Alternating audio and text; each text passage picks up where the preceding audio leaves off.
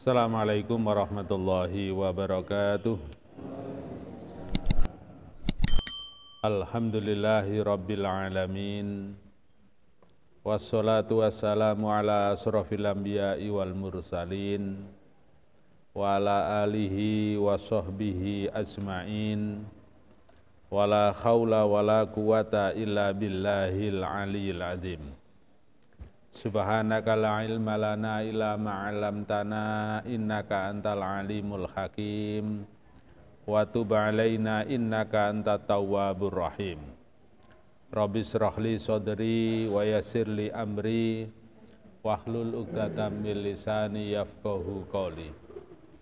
Amma ba'du, hadirin yang dimuliakan Allah Subhanahu wa taala, alhamdulillah kita sekarang sudah ada di tanggal 21 bulan Dzulqa'dah. 10 hari lagi kita akan memasuki bulan Dzulhijjah. Sama sekalian, kalau kita sedikit mengangan-angan betapa cepatnya peredaran waktu yang kita alami.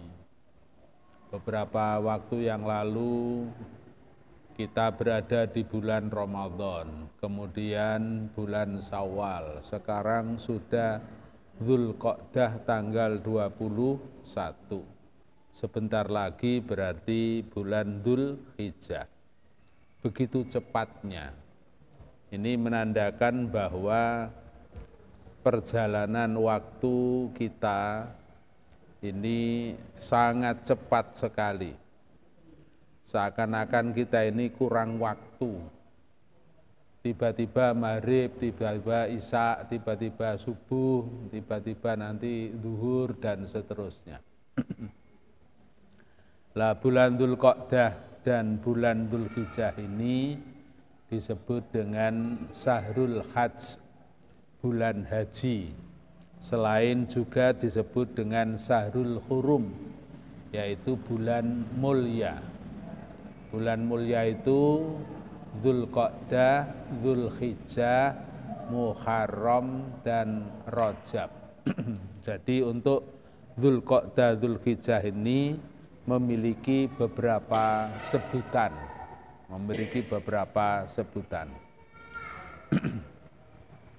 Hadirin yang dimuliakan Allah, bulan Dzulhijjah amat sangat erat dengan ibadah haji dan di dalamnya ada kurban. Jadi haji dan kurban itu tidak bisa dipisahkan. Yang berikutnya bahwa di bulan Dzulhijjah ini ada ritual khusus bagi orang-orang yang sedang berhaji. Dan ini tentu tidak hanya bagi orang yang berhaji, karena orang yang ketepatan tidak sedang haji pun kita itu hendaknya memiliki tentang ilmu-ilmu yang berkaitan dengan haji. Sebab nuwun sewu ibu dan bapak sekalian, selama ini yang kita dengar itu baru pada tataran yang namanya syarat rukun dan sunahnya haji. Tetapi apa makna dibalik daripada ritual haji itu?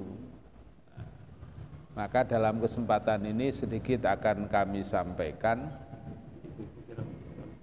Oh kira sini kita dilepas betul. Oh tetap niki itu.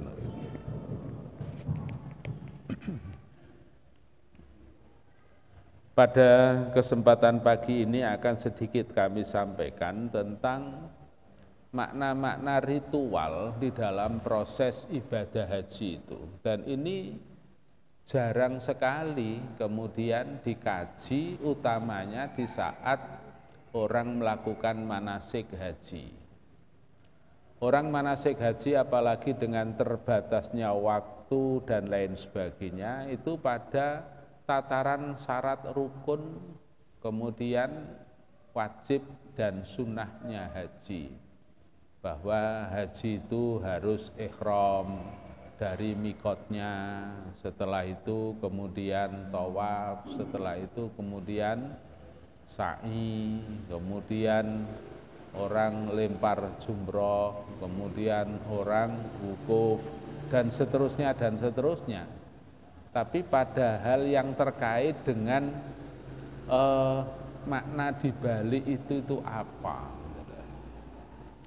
Jamaah sekalian yang dirahmati Allah, baik orang yang haji maupun umroh itu pasti melakukan yang namanya ihram, menggunakan pakaian ihram sambil berniat haji. Nah, niatnya haji itu labbaik Allahumma hajjan atau labbaika hajjan. Jadi labbaika hajjan boleh, labbaik Allahumma hajjan boleh. Tapi lidahnya orang Indonesia biasanya karena banyak pembimbingnya itu yang mengatakan labbaik Allahumma hajjan. Labbaika hajjan itu cukup boleh.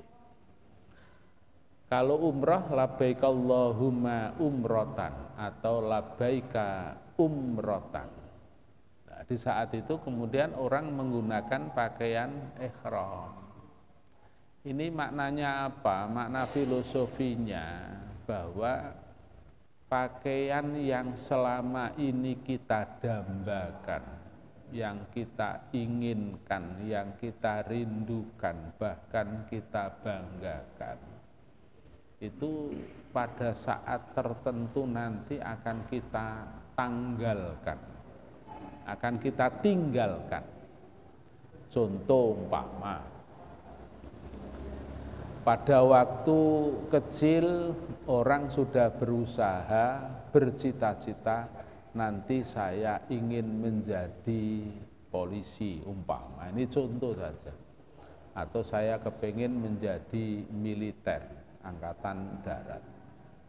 Terus berusaha orang itu, berusaha olahraga dan lain sebagainya, makannya dijaga dan lain sebagainya dan lain sebagainya. Kemudian ada seleksi masuk, kemudian daftar dan kemudian diterima. Kemudian orang akan melakukan atau mengikuti proses yang namanya apa? Pak? Pelatihan. Pendidikan. Akan melakukan pendidikan sekian bulan bahkan sekian tahun dengan aturan-aturan yang luar biasa. Kemudian diwisuda jadilah tamtama atau perwira atau apa sesuai dengan ijazah yang telah dimilikinya. Terus orang menggunakan pakaian kebesaran. Itu berarti kan pakaian yang dibanggakan. Karena apa? Karena sejak dulu sudah dicita-citakan. Tapi pakaian-pakaian yang demikian itu pada saatnya tertentu. Khususnya di saat orang melakukan ibadah umroh atau haji, maka pakaian yang dibanggakan, pakaian yang diharapkan, pakaian yang apa saja itu kemudian ditinggalkan. Nah, ditinggalkannya itu kemudian diganti dengan pakaian ihram. Ini memberikan satu pertanda bahwa apapun yang direncanakan itu satu saat akan ditinggalkan. Pakaian ihram itu pakaian kalau dilihat dari segi harga paling murah sedunia. Insya Allah pakaian ihram itu ya kisarannya sekarang ya 100.000 saja. Satu lembarnya 50, 2 lembar bagi laki-laki itu adalah 100. Padahal kalau kita laki-laki ini jahitno pakaian itu, wong maneh nganggo puring itu ya lebih dari 100 itu. Tapi pakaian ihram hanya mungkin 100.000. Lah maknanya apa? Maknanya bahwa ini gambaran bahwa di saat kita nanti dipanggil oleh Allah wafat itu, pakaian semuanya kita tinggalkan. Ada kira-kira dalam catatan cerita atau sejarah, wong mati nggawe kemeja, kemudian nggawe jas karena punya jas, punya kemeja yang dibanggakan karena dulu wisuda menggunakan pakaian toga, terus mati ditogai gitu. Tidak ada. Ya cukup dengan pakaian kain kafan itu saja. Nah ini memberikan gambaran. Karena apa? Karena pada waktu itu mau tidak mau dengan ucapan niatnya ihram itu labbaik Allahumma hajjan atau labbaik Allahumma umratan. Labbaika. Ya Allah, aku datang ke sini ini memenuhi panggilanmu. Jadi Allah memanggil kita untuk di tanah suci Mekah atau di tanah haram. Allah memanggilnya itu di situ, tidak kok memanggil di tempat-tempat yang lain, tidak. Kalau di tempat-tempat yang lain barangkali setiap saat dan waktu bisa haji orang. Karena tempatnya yang khusus Allah memanggil itu di tanah haram. Jadi Allah memanggil dan kita memenuhi panggilan itu adalah karena Allah. Maka di dalam talbiyahnya itu kan labbaik Allahumma labbaik, labbaik la syarika laka labbaik, innal hamda wan ni'mata laka wal mulk la syarika lak. Semata aku memenuhi panggilanmu itu ya Allah karena tidak ada Tuhan selain Engkau, tidak ada sekutu bagimu. Sesungguhnya segala kenikmatan dan lain sebagainya itu adalah datangnya dari Engkau ya Allah. Itu adalah satu ikrar janji, baiat kita di hadapan Allah Subhanahu wa taala. Lah, yang demikian ini seringkali insya Allah kan tidak banyak dijelaskan, sehingga naudzubillah min dzalik, nilai-nilai spiritual bagi orang yang mau dan sedang melakukan ibadah haji ini belum terisi sepenuhnya, baru kemudian pada tataran yang namanya kulit-kulitnya saja. Ya, apalagi wong haji itu kan kalau dilihat sekilas itu kan kayak wong dulinan tuh. Jadi gawe pakaian ihram, melu gawe pakaian ihram. Mari ngono muteri Ka'bah, ya muteri Ka'bah. Marono sa'i, ya itu sa'i. Tapi apa makna dibalik itu semuanya? Lah ini yang perlu mendapatkan perhatian khusus sehingga tidak terjadi seperti ini.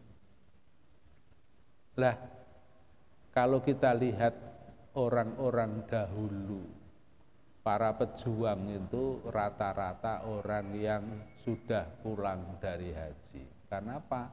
Karena mendapatkan materi pemahaman tentang haji. Perlunya orang itu merdeka itu ya diantaranya supaya gampang dalam beribadah. Bayangkan kalau misalnya suatu negara dalam keadaan yang tidak aman atau dijajah, bagaimana bisa sesempurna mungkin di dalam beribadah. Itu luar biasa. Maka kemudian setelah adanya pernyataan tidak ada Tuhan yang berhak disembah kecuali Engkau, karena Engkau ya Allah adalah yang memberi nikmat segala kebutuhan hidup dan lain sebagainya, Allah kemudian menunjukkan kepada umat Islam itu untuk melakukan perjalanan yang namanya tawaf. Jadi tawaf itu mengelilingi Ka'bah. Apa maknanya? Maknanya bahwa kita hidup ini akan satu saat kembali kepada titik. Kalau dalam filosofinya tawaf itu kan, tawaf itu diawali dari arah Hajar Aswad, kemudian berputar sampai kepada Hajar Aswad lagi, terus berputar sampai 7 putaran itu. Ini artinya menggambarkan bahwa kita ini akan satu saat pada satu titik, yaitu titik namanya kematian. Kita ini asalnya tidak ada, kemudian tidak ada lagi. Dan itu berproses. Ibarat roda yang berputar itu kan berproses. Jadi kalau ini rodanya sepeda motor ada pentilnya itu. Asalnya pentil ini di ngisor, kemudian ke arah samping, kemudian nanti pada titik tertentu di atas, kemudian satu saat akan di samping lagi, kemudian pada posisi di bawah, terus begitu. Nah, manusia juga begitu, kita ini hidup asalnya tidak ada, kemudian ada. Adanya itu berproses dalam kandungan 9 bulan, kemudian keluar tanpa berdaya, kemudian mengalami proses mulai dari bergerak-gerak, kemudian nglumah, iso nglumah gak iso mengkurup gak iso nglumah, terus akhirnya nglumah mengkurup, kemudian merangkak, kemudian berjalan terus kuat pada titik tertentu kemudian kita ini menjadi lemah. Apa ada orang itu kuat terus gitu? Ya enggak ada. Itu berproses itu. Ibaratnya matahari yang berputar ini juga filosofi kehidupan kita. Matahari itu adalah sumber kehidupan dengan cahayanya. Kemudian pagi hari akan muncul, kemudian tambah siang, tambah panas, tambah dapat dirasakan tentang manfaatnya matahari, kemudian panas sekali, kemudian mulai menggeser, akhirnya menjadi dingin, kemudian tidak ada, pagi hari muncul lagi. Itu kehidupan manusia itu seperti itu. Jadi kalau misalnya naudzubillah min dzalik, ada orang hidup sehat, kemudian pilek, kemudian batuk, itu biasa dalam kehidupan sampai kepada yang namanya sakit. Lah di sini ini menyadarkan bahwa itu adalah proses kehidupan. Tapi Allah memberikan pelajaran, memberikan pengetahuan pada kita disuruh untuk berdoa, kita disuruh untuk berusaha dari hal-hal yang tidak diinginkan. Kalau orang sakit harus berusaha, karena Allah menyatakan innallaha la yughayyiru ma biqaumin hatta yughayyiru ma bi anfusihim. Di saat orang sakit harus berusaha untuk sembuh lewat yang namanya obat. Juga ada doa di saat sakit dan doa sebelum dan harapan tidak sakit. Di antaranya apa? Allahumma afini fil jasadi, Allahumma afini fi sam'i, Allahumma afini fil basori. Ya Allah, tolonglah aku, jagalah aku, badanku. Jadi kuatkanlah badanku, kuatkanlah penglihatanku, kuatkanlah pendengaranku. Allahumma afini fil jasadi, atau Allahumma afini fil badani, Allahumma afini fis sam'i, Allahumma afini fil basori. La ilaha illa anta. Itu proses. Soal wis ndonga, soal wis usaha, kok kemudian sakit. Di sini letak tadi itu bahwa ini ada Allah yang mengatur manusia. Lah nek kemudian sing dijaluk menungso iku kabeh dituruti ya gak ana wong lara. Apa ada orang itu ingin sakit? Tidak ada. Bahkan apakah ada orang itu kepingin mati? Aslinya tidak ada. Orang yang ingin mati itu pasti karena orang itu putus asa. Asline wong ngono gak ana sing kepengin mati. Iso ngono ya urip 1000 tahun. Umpamane ditari maneh, piye sampean iki wis 1000 tahun. Tambah maneh apa gak? Nggih ya Allah. Sego pecel to secon iki ngono. Kira-kira begitu manusia.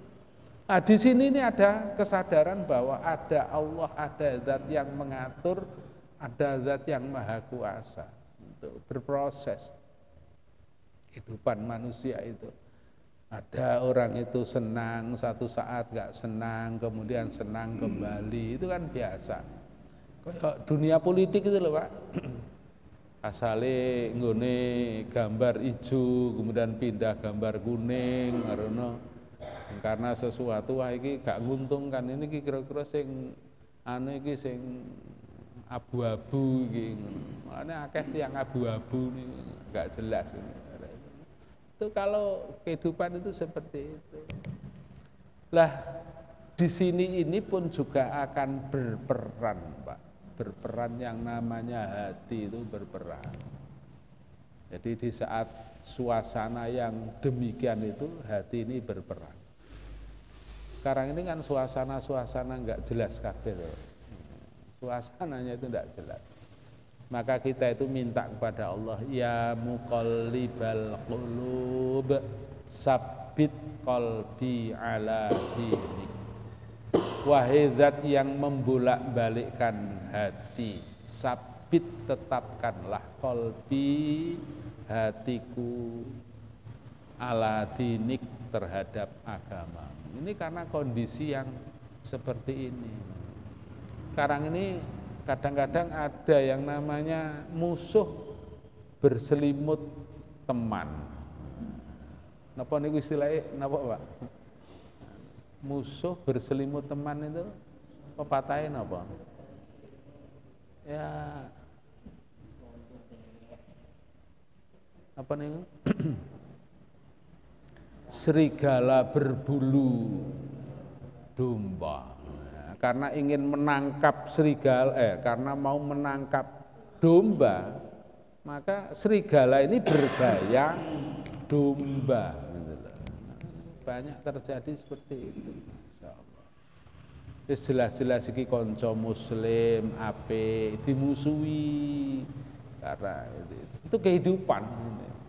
Nah ini kalau kemudian kita tidak punya semacam pedoman arah, tidak punya khittah, garis perjuangan, garis yang mengarah menuju kepada satu titik, ya kita itu akan menjadi naudzubillah min dzalik seperti itu. Itu kehidupan manusia, berputar kehidupan. Jadi kadang-kadang satu saat kita itu sedih melihat hal-hal yang kurang menguntungkan, maka di saat itu kita mengucapkan astagfirullah. Di saat melihat sesuatu yang indah, subhanallah. Di saat sesuatu itu yang amat mencekam, inna lillahi wa inna ilaihi raji'un. Setelah itu kemudian Allah menunjukkan pada kita apa? Yaitu dengan lambang atau satu gerakan yang disebut dengan sa'i. Jadi setelah orang itu tawaf kemudian sa'i. Nah, kalau sa'i dilihat dari sudut dilihat dari sudut dohirnya, ya pokoknya teko Safa Marwah antarane lampu hijau lari-lari, setelah itu pegel mlaku biasa. Engko balik mana ngono. Tapi apa makna sesungguhnya di balik ritual itu? Tentu hidup itu butuh perjuangan. Karena Siti Hajar pada waktu itu mengalami proses yang amat sangat sulit sekali. Nah itu maka haji itu sesungguhnya adalah napak tilas untuk satu perjalanan kehidupan. Di saat perbekalan air sudah habis, bahkan dalam hadis itu diceritakan Ismail itu menangis melengking gak karu-karuan karena keleson, ngelak lesu. Bayangkan di tengah padang pasir. Ya, jangan dibayangkan bahwa Masjidil Haram itu atau Safa Marwah itu seperti sekarang. Safa Marwah sekarang ini tiap titik ada air zam-zam, di tempat yang dingin, ono AC ini dan lain sebagainya.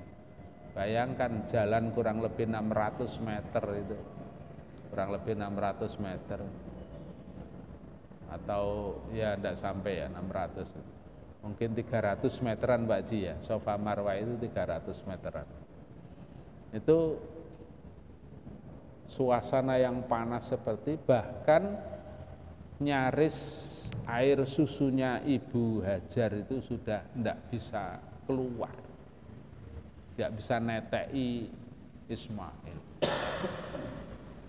Maka kemudian Allah menunjukkan sepertinya, oh di sofa koyo ada air, didatangi sofa, ternyata tidak ada. Kemudian datang ke Marwah, tidak ada lagi. Nah itu sekarang ini yang disebut dengan fata morgana. Jadi hidup itu kadang-kadang tidak menjadi kenyataan. Orang mengharap ini, mengharap itu dan lain sebagainya, ternyata tidak mendapatkan hasil.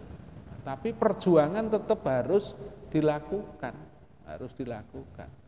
Nah, nikmatnya hasil perjuangan kemudian mendapatkan sesuatu yang diinginkan itu luar biasa. Nah, berbeda dengan orang tidak seberapa berjuang atau berusaha, bahkan nyaris tidak berusaha.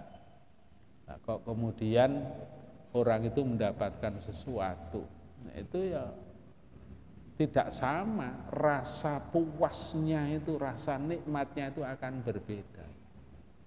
Coba di saat kita ini tidak berpuasa, esok wis sarapan, awan mangan, sore grame, maghrib mangan itu tidak seberapa nikmat. Coba kalau kemudian esok lesu, ngelak, awan tambah nemen, sore belum kemasukan apa-apa, begitu maghrib kayak ngombe banyu sak gelas saja itu loh, Masya Allah, sampai ada istilah urip mana rek, lho apa mau wis mati, urip mana, itu berarti nilai perjuangan itu akan berbeda.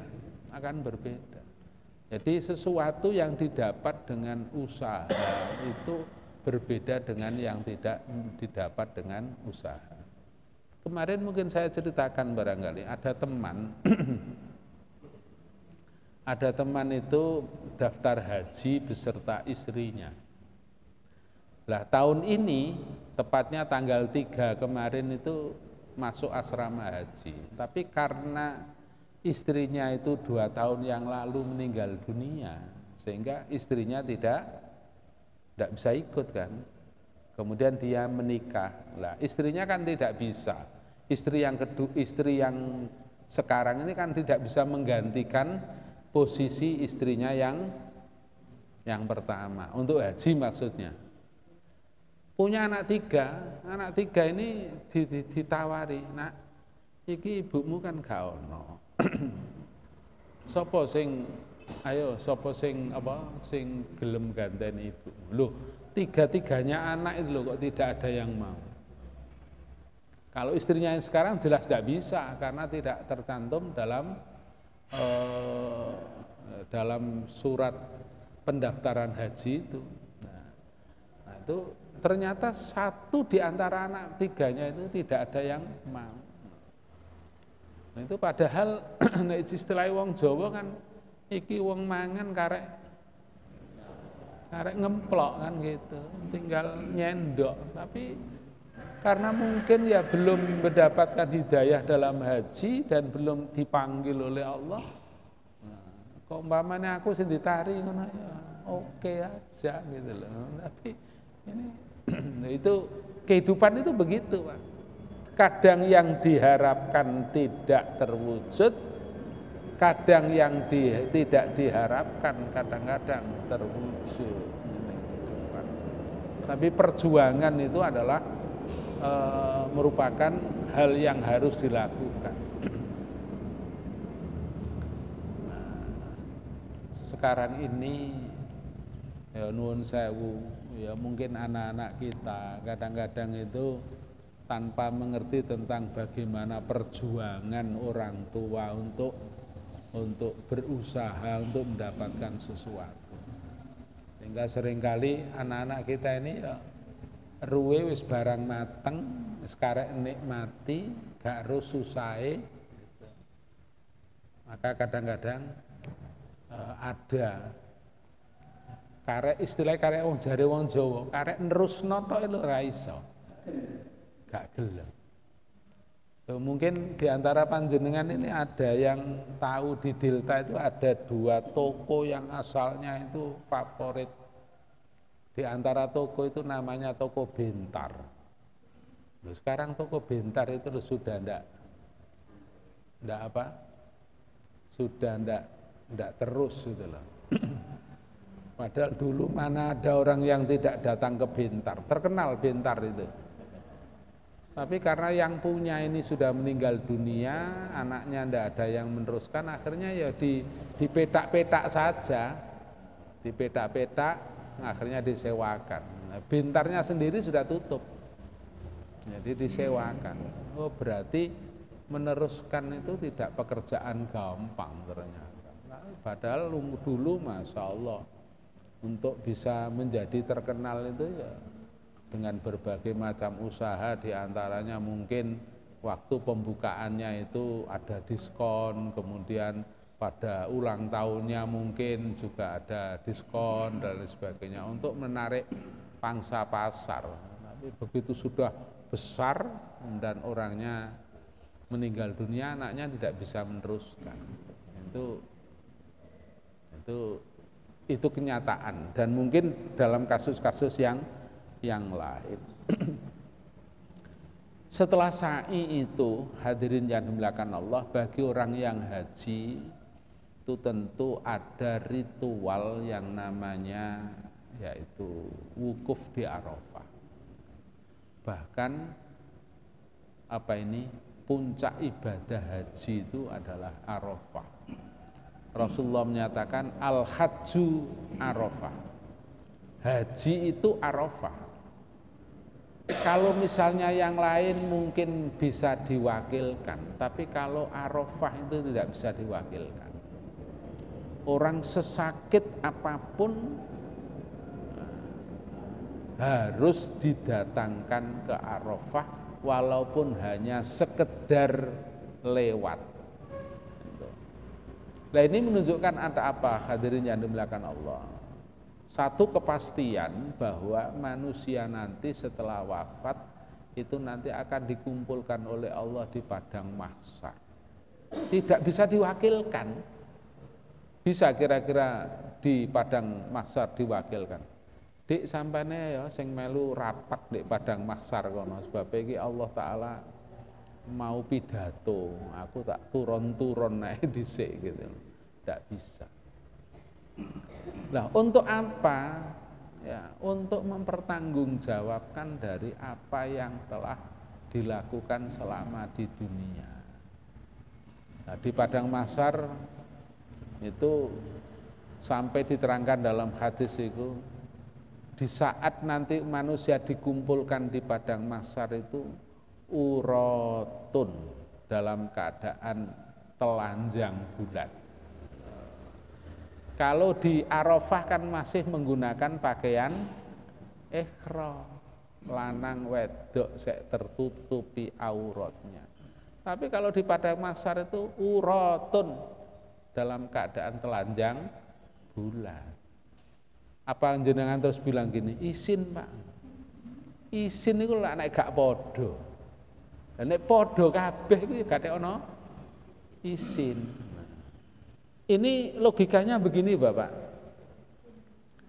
di saat kulolan panjenengan katakanlah rekreasi, begitu ya, rekreasi. Satu bis besar, iku ono lanang, ono wedok, ono sing nom, ono sing sek bocah-bocah, ono murid, ono mahasiswa kumpul. Itu insya Allah sing tuwa iki karepe guyon iku sungkan rek, gak enak isin ono arek cilik guyon.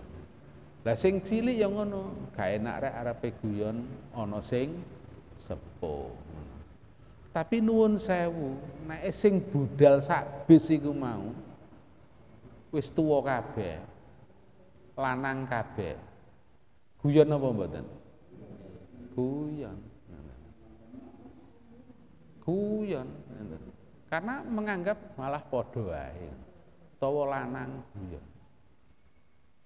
Iku tidak mengenal status. Masuk kiai kumpul sak kiai sak montor ngono ya guyon. Gak kok terus kiai ku terus iku lak nek ngarepe murid-muride santri nih kiai gak guyon. Ya santri yang ngono kumpul santri ya guyon, gak ono kiai. Gak kate isin. Itu dalam praktek kehidupan seperti itu. Nah, di akhirat itu urotun. Padahal tadi itu Pak, ya, di awal bahwa pakaian yang dibanggakan, pakaian yang diidamkan, pakaian yang dibanggakan dan lain sebagainya itu sudah sekian lama ditinggalkan di hadapan Allah. Karena apa? Karena kembali pada waktu seperti dilahirkan. Pada waktu dilahirkan kan tidak ada toh Pak. Apalagi zaman sekarang ini ono lahir nganggo pempes kan? Ya, kerepotan lahire malahan. Iki ono Pak, bayi ajaib lahir nganggo pempes. Kate ono mereke Pak. Napa? Mami Popo. Jadi pempes itu Mami Popo. Nggak ada itu Pak, nggak ada. Nah itu nanti di akhirat juga gitu dia. Nah ini menunjukkan bahwa betapa singkatnya kehidupan kita ini. Kita ini tiba-tiba umur swida, tiba-tiba 65, tiba-tiba 70 gitu. Kula niki gak krasa wis mara-mara wis swidak lho, iki wis swidak. Mulane kok nake nang puskesmas nek bagian lansia. Gak dewasa tok Pak. Jadi anak bayi, anak-anak, dewasa, lansia. Oh berarti awak dhewe iki wis lansia. Pertanda seperti itu. Nah di Arafah itu Allah itu menunjukkan, memberi kabarkan kepada para malaikat. Hei para malaikat, kata Allah, lihatlah hambaku yang beriman. Ini dalam keadaan luyuh, dalam keadaan awut-awut, dalam keadaan cemas. Maka dia amat sangat mendekat pada saya. Orang yang di Arafah tidak ada orang yang tidak merenungkan dirinya. Ya mungkin ada satu dua yang memang tsumma qasat qulubuhum. Karena berangkat niat dan lain sebagainya tidak sesuai dengan yang diharapkan itu. Ya ada saja. Bahkan terkait dengan Arafah ini Bapak dan Ibu, jadi kalau misalnya nanti ya mudah-mudahan yang belum berangkat segera diberi oleh Allah kemudahan bisa berangkat. Wong Allah itu kan maha mudah untuk memberikan sesuatu yang tidak tersangka bisa terlaksana, yang tidak bisa disangka maksud saya, yang tidak pernah diduga akhirnya pun juga jadi kenyataan. Makanya orang di Arafah itu macam-macam. Ada orang yang di tendo, tapi ada satu dua kelompok orang itu gak gelem di tenda. Jadi di luar tenda, walaupun panas itu di luar tenda. Karena dia memahami bahwa ini adalah latihan di akhirat. Jadi gak gelem di tenda. Lah tendone Arafah itu sekarang ini jauh berbeda Pak dengan 5-10 tahun yang lalu itu. Jadi setelah pandemi ini tenda di Arafah itu lebih nyaman. Pasangin besar-besar gitu. Di sisi yang lain pohon itu sudah tinggi-tinggi, sudah besar-besar. Jadi zaman Pak Haji Tarom berangkat itu wite iku mek sak bau-bau ngene Pak. Saiki iku sak napa pupu-pupu besar. Dan itu tetap dirawat oleh pemerintah Arab Saudi. Lah, berarti kalau sekilas jarine ndek apa itu pada masar gambarannya, itu gambaran Pak, tidak murni seperti itu. Di padang masar itu tidak ada pohon, nggak ono tenda, itu tidak ada, pemane AC Pak, itu tidak ada. Nah ini menggambarkan apa? Bahwa di sini manusia itu akan menanggung resiko pribadi-pribadinya. Maka tidak ada orang yang di Arafah kok kemudian tidak mendekat diri pada Allah. Karena apa? Situasi lingkungannya semuanya begitu. Semuanya istighfar, semuanya zikir, semuanya. Nah itu di Arafah yang paling utama itu yang dibaca itu adalah La ilaha illallah wahdah la syarikalah lahul mulku wa lahul hamdu wa huwa ala kulli syai'in qadir. La ilaha illallah wahdah la syarikalah lahul mulku wa lahul hamdu wa huwa ala kulli syai'in qadir. Itu yang paling utama. La ilaha illallah wahdah, tidak ada Tuhan, tidak ada sembahan selain Allah. Jadi sembahan-sembahan itu tidak ada, hanya Allah. Tapi karena ini juga ya kembali kepada pemahaman, ini baru pada tataran kulit baru dibaca, belum sampai kepada spiritualnya, belum sampai kepada spiritual. La ilaha illallah wahdahu la syarikalah, tidak ada sekutu bagi Allah. Lahul mulku, bagi Allah itu adalah kerajaan.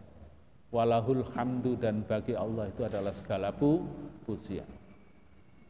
Wa huwa ala kulli syai'in qadir, dan Allah itu atas segala sesuatu itu maha kuasa. Itu terus begitu. Nah, bahkan jangankan kok ada di Arafah tadi, itu ada yang di dalam tenda, ada yang tidak mau di dalam tenda. Wong berangkat dari hotel pada tanggal 8 saja itu sudah mulai ada beberapa pemahaman. Ada orang itu yang naik bis itu cari bis yang tidak ada napa niki atapnya, karena dia menganggap bahwa Rasulullah itu naik unta, untane gak ono atape. Coba bayangkan, mosok unta itu kayak atap. Tapi memang di zaman Nabi juga ada unta yang dikasih atap gitu. Jadi namanya sekeduk itu. Sekeduk itu unta didesain sedemikian rupa, kemudian ada atapnya. Tapi di zaman Rasulullah itu berangkat dari dari Mekah menuju ke mana? Mina, kemudian ke Arafah, itu memang tidak pakai sekeduk, tidak pakai tutup, tidak pakai tutup. Jadi wanita-wanita yang bepergian, wanita-wanita yang haji pada waktu itu memang untuk wanita itu karena terlindungi biar tidak nampak bagi yang lain. Tapi Rasulullah dan sahabat-sahabat laki-lakinya itu nyaris bahkan tidak ada yang pakai tutup itu. Saya kira dolek bis koyok ngono kan ya tidak ada semua, apalagi untuk ngangkut sekian juta orang itu ya kerepotan. Itu menunjukkan bahwa pemahamannya itu seperti itu. Nah, di Arafah ya jadi panas ini. Kalau istilahnya Pak Romrawi, saya teringat sekali. Di Arafah itu loh yang dibaca itu hanya itu saja. Setelah sholat zuhur dan asar di jamak qashar, ya sudah tidak ada kegiatan apa-apa kecuali hanya ya zikir doa, pegel turu ya gak apa-apa. Dari Pak Rawi, sekak itu ya gak apa-apa ya. Tapi cek nemeni masa di Arafah kok sekak, haji kok sangu sekak itu kan ya. Ini lah artinya apa Bapak? Bahwa perjalanan hidup manusia itu tidak lepas itu. Lah ada yang tidak kalah pentingnya, yaitu ada yang namanya lempar jumroh. Nah, ini seringkali masyarakat haji itu menganggap bahwa setan itu kumpul di marma itunya. Oh, setannya terus diantemi. Bukan, itu hanya napak tilas saja bahwa dulu Nabi Allah Ibrahim itu pernah yaitu melempar yang namanya setan. Terkait dengan mau menyembelih Ismail itu, datanglah setan yang menyerupa manusia. Saking ingin rahasianya supaya tidak dilihat oleh makhluk Allah, itu dibawa ke tempat yang sepi. Lah kok sepi menurut Ibrahim, kok muncul setan berbentuk manusia, dilempar oleh Nabi Ibrahim. Begitu dituntun lagi agak sepi, lu muncul lagi setan tadi itu. Akhirnya dilempar lagi sampai 3 kali. Maka kemudian ritualnya itu sebagai napak tilas itu, yaitu ada lempar jumroh, ula, wusto, dan akobah. Lah ini berarti setan itu ndablek. Setan itu ndablek. Setan itu akan menggoda pada manusia dalam situasi kondisi baik rame maupun sepi. Ada hadis insya Allah dulu pernah kita sampaikan. Di saat azan itu setan itu lari terbirit-birit. Jadi arepe azan itu wis amping-amping di masjid kita, musola kita, di rumah kita dan seterusnya. Begitu dengar azan itu setan itu melongo. Begitu azan selesai, setan itu moro maneh. Begitu qomat, setan lari lagi. Begitu kita mau takbiratul ihram, setan itu datang lagi. Nah, makanya setan itu menggoda dengan berbagai macam kepada orang yang sholat. Waktu takbirnya insya Allah nggak ingat apa-apa, yang diingat itu Allah. Tapi begitu setelah takbir, eling. Kompormu tak pateni tak durung. Kompor. Iwakku mau wis tak lebokno nang napa? Laci apa durung gitu. Itu setan menggoda seperti itu. Makanya berbagai macam informasi dan ini tiap tahun mesti terjadi. Karena apa? Karena bekal spiritual ini yang belum sesempurna mungkin. Orang sudah mau berangkat haji wis pamitan nunggu sekian tahun, begitu di asrama haji njaluk mulih. Begitu mau naik pesawat jarene eling mentoke. Itu. Begitu di atas pesawat njaluk mulih, enggak bingung. Lah kalau di asrama haji njaluk mulih insya Allah gampang lah. Kalau sudah terbang, posisi terbang njaluk mulih ki apa gitu lah. Apa dilugurno? Wah iki pancere nggone Tuban iki dilugurno ndek kene ae gitu. Enggak begitu. Nah, itu karena spiritualnya yang memang belum sampai ke arah sana. Makanya ibadah apapun namanya itu harus diilmoni, harus ada ilmunya. Harus ada ilmunya. Kalau tidak ya baru pada tataran yang namanya. Nah, makanya ini kitab yang kita kaji ini Riyadhus Shalihin, riyadhah, latihan menjadi orang-orang yang soleh itu bagaimana. Itu latihan loh Pak kita ini. Maka latihan ini ya tinggal praktek apa tidak. Gitu. Kayak latihan sepak bola. Kayak latihan Pak, durung main gitu loh, belum main.